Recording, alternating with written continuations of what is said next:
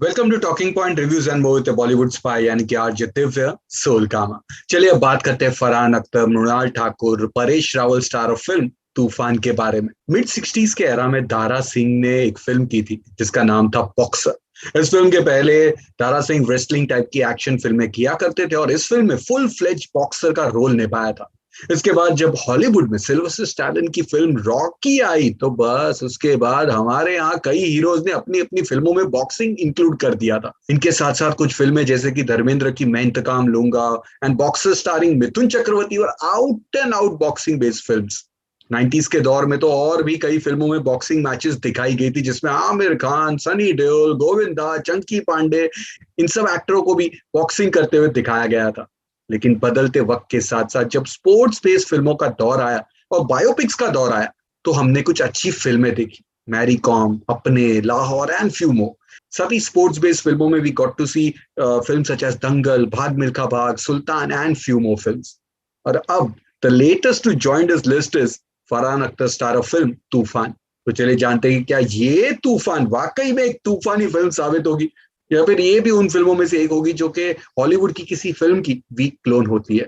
तूफान फिल्म की कहानी है मुंबई में बसे डोंगरी इलाके के एक स्ट्रीट फाइटर अज्जू भाई यानी कि फरहान अख्तर की। अज्जू उर्फ अजीज अली को बॉक्सिंग का भी शौक है लेकिन वो इसे तब सीरियसली लेते हैं जब उनकी जिंदगी में अनन्या यानी कि मृणाल ठाकुर आती है। अनन्या चाहती है कि अजीज एक रिस्पेक्टेबल लाइफ जिए और बस उसी के बनते अजीज निकल पड़ते हैं एक बढ़िया बॉक्सर बनने। और इसके लिए वो महाराष्ट्र के बेस्ट कोच नाना प्रभु यानी कि परेश रावल से कोचिंग लेने लगते हैं। और बस इसके बाद जो होता है फिर वही तो फिल्म की आगे की कहानी है। अब कहानी wise it's got shades of Salman Khan की सुल्तान प्लस फ्यू अदर फिल्म्स। अब ट्रेलर एंड प्रोमो से तो ये फिल्म एक बॉक्सिंग बेस्ड फिल्म लगती है जो कि वो है, बट फिल्म में बॉक्सिंग के साथ साथ रोमांटिक ट्रैक भी सेम लेंथ का है। इनफैक्ट कहूंगा कि it's more of Hindu Muslim boy girl romance with their conflicts and family life. वैसे film starts on a decent note with entire street fight in a shop, first experience of Farhan as a boxer, Mrunal motivating Farhan Akhtar, Paresh Rawal training Farhan, followed by boxing matches and the fight with Darshan Kumar. ये सभी scenes first half को decent रखते हैं, but इसके बीच बीच में Farhan and Mrinal का जो romantic track है वो स्टार्ट होता है जो कि काफी स्लो एंड ड्रैगिंग है। सेकेंड हाफ में ये ट्रैक और भी लंबा हो जाता है with entire Hindu Muslim angle attach to it और आपको लगने लगता है कि आप कोई और ही फिल्म देख रहे हो ना कि बॉक्सिंग वाली फिल्म। ऑल्सो फिल्म में कई जगहों पर रिलीजियस स्टेटमेंट्स है जिसकी जरूरत नहीं थी। The makers could have avoided these scenes. कई जगहों पे ये सीन्स फोर्स्ड लगते हैं, ऐसा लगता है कि शायद किसी कंट्रोवर्सी या कि उस तरह की पब्लिसिटी को केटर करने के लिए ये सीन्स ऐड किए गए होंगे। We have seen many films on Hindu-Muslim inter-religion love stories and Mani Ratnam साहब की Bombay is the best example जहां पर आप hatred को देखते हो लेकिन it's not on your face and presented in a very subtle manner. लेकिन यहाँ पर it's all over the place. So after all these dilution, finally film comes back in the last part on its main मुद्दा and that's boxing. But वहां पर सब कुछ convenient way में, फिल्मी वे में होने लग जाता है। एक गाने में फरहान अख्तर फटाफट थोड़े से अनफिट से टोटल फिट हो जाते हैं। एक दो डायलॉग्स के बाद दोबारा नेशनल लेवल पे खेलने लग जाते हैं जहां पर तो और भी काफी कुछ चीजें होती रहती है that too all in convenient manner. ये सब 80s और 90s में चलता था but now it seems impractical.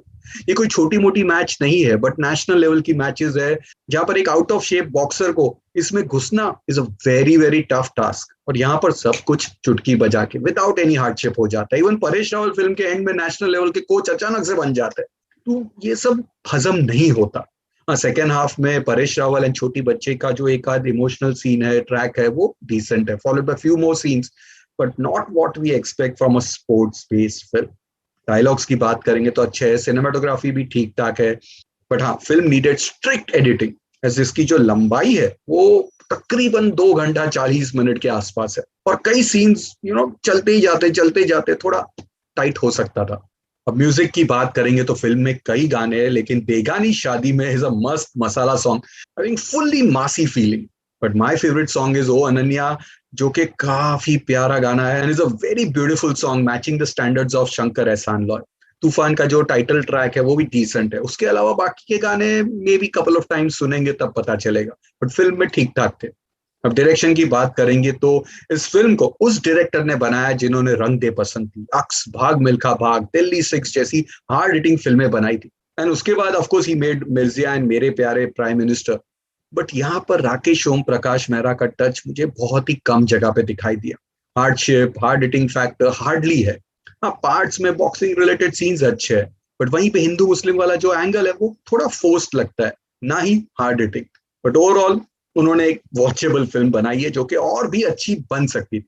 हाँ, इस लेंथ के साथ अगर सिनेमा हॉल में जाती तो शायद मुश्किल होती। अब परफॉर्मेंसेस की बात करेंगे तो फरहान अख्तर की स्टार्ट वाली performance remind you of Aamir Khan from Rangeela, वो टपोरी अंदाज पूरा का पूरा। But looks wise he shines I with his fitness and shape. कुछ सीन्स में he is very good, but knowing his potential it's a bit underwhelming performance. वहीं Mrunal looks cute and does a part with grace. Paresh Rawal is good, but again his anti-religion statements ruins the impact. Hussein Dalal with his initial commentary is very good, but later on उन्हें गायब कर दिया गया है। Supriya Pathak and Mohan Agashe lends good support. Darshan Kumar and Vijay Raaz का cameo भी अच्छा है। So on an overall basis पे तूफान का ट्रेलर काफी तूफानी लगा था, बट शायद फिल्म में वो फिज जो था वो निकल गया और बस एक रेगुलर फ्लेवर ड्रिंक बन के रह जाती है विदाउट एनी फिज और being true to its content. इसके बाद मैं इस फिल्म को मैक्सिमम 2 स्टार्स की रेटिंग्स देता हूँ। But with such big names attached to the film, my expectations were very high.